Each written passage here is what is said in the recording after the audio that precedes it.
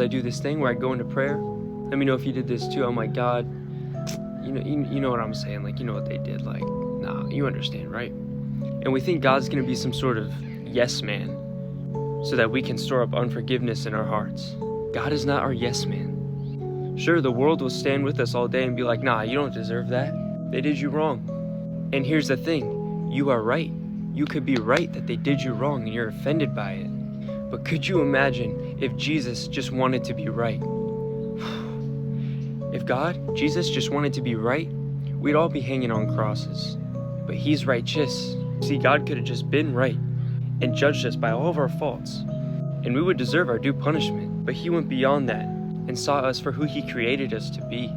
It says that love is not self-seeking. How can we not be self-centered and have unforgiveness at the same time? You can't. It doesn't work. Because if I'm not forgiving someone, that means they did me wrong. I didn't deserve that. I. Self-centered. And then what happens is we end up cutting those people off, or those plethora of people off, and then we think that we won. And we go, they didn't get the best of me. They don't deserve me. Know your worth.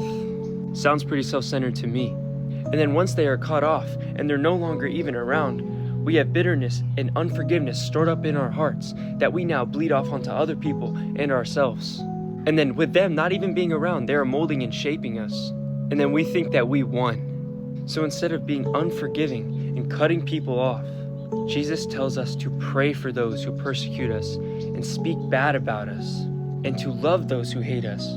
You see, it's really easy to serve those who serve us, but it's hard to love someone who hates me, to love someone who talks bad about me, to love someone who's spreading rumors about me, and not to love and serve them just because Jesus told me to, but to purely, with untainted love, pray for their best because they are children of God and they are lost.